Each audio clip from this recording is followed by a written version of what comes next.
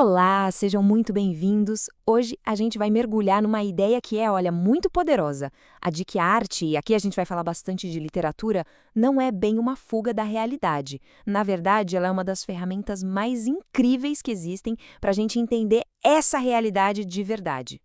E vamos começar com uma pergunta que parece que define a nossa época, não é mesmo?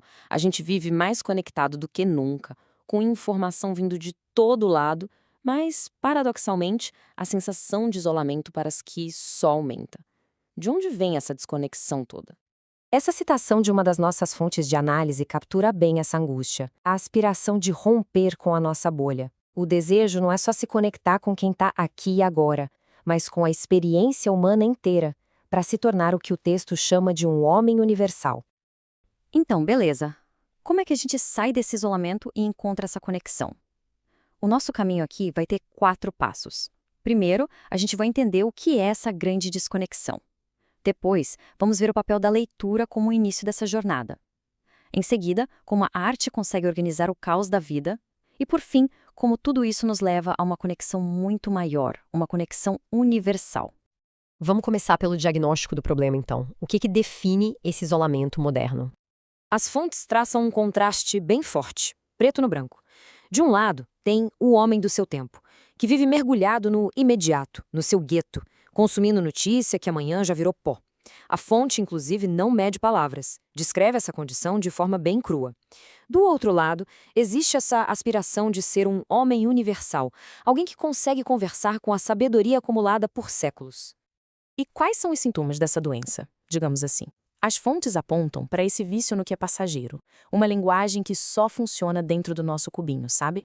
E também uma obsessão quase narcisista com a nossa própria história, a narrativa do eu, do meu sofrimento. No fim das contas, é uma cultura que, em vez de abrir janelas para o mundo, constrói muros ao nosso redor. Ok, então como a gente começa a sair desse gueto? A primeira porta de saída, segundo o que a gente estudou, é um tipo bem específico de leitura. E não é qualquer leitura, não. Não é só rolar um feed de notícias ou ler uma manchete. A gente está falando de uma coisa muito mais profunda, a interiorização.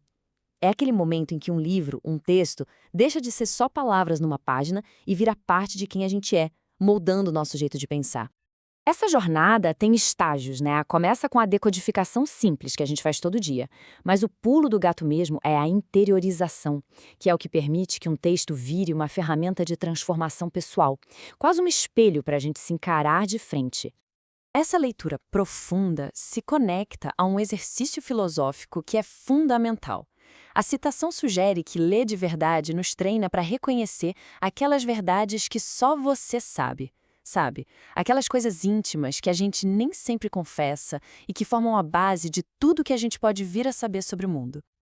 Agora sim, a gente chega no coração do nosso papo de hoje, o papel da arte em botar a ordem na bagunça que é a nossa experiência de vida. Vamos ser sinceros, a vida como a gente vive no dia a dia é um fluxo de acontecimentos, um bombardeio de informação, é muito ruído, são fragmentos, um monte de coisa acontecendo sem uma conexão muito clara. É o caos. E é exatamente aí que a arte entra em cena. Ela não ignora esse caos, muito pelo contrário. Ela mergulha de cabeça nele e consegue sair de lá com uma estrutura, com uma forma e, principalmente, com o sentido. Ou seja, o propósito da ficção não é fazer a gente esquecer dos problemas, mas sim organizar esses problemas. Pensa, por exemplo, em O Senhor dos Anéis. É uma história de fantasia, claro, mas fala de temas super reais: amizade, coragem, a luta contra o mal, a tentação do poder. A arte organiza a realidade para que a gente consiga entendê-la melhor. E essa estrutura que a arte oferece é uma coisa única. Como diz a fonte, não tem nada no nosso dia a dia, nenhuma conversa, nenhuma notícia, que tenha o nível de organização e de precisão de um grande romance ou de um poema. É uma linguagem que alcança um nível que chega a ser sublime, de tão adequada à experiência. Aqui a gente vê como a arte nos dá as palavras que faltavam. Quando a gente lê Machado de Assis descrevendo a inveja, ou Tolstói falando da vida de um casal, a reação é quase sempre: nossa, é exatamente isso. Os grandes artistas não inventam sentimentos, eles dão a forma exata para experiências que são de todo mundo, mas que, sem eles, ficariam todas confusas dentro da gente. Bom, vamos para a nossa parte final para amarrar todas essas pontas. Como é que esse mergulho na arte nos conecta com algo que é maior do que nós mesmos? A ideia é que, ao nos envolvermos com as verdades organizadas da arte, a gente meio que treina a nossa própria personalidade para se abrir para a verdade de um jeito mais amplo. A gente começa a perceber que a verdade não é só um monte de fatos soltos, mas um sistema, uma coisa orgânica. E a arte é uma bela porta de entrada para essa percepção. E isso nos leva a uma ideia filosófica que é, olha, fascinante. Pensa comigo.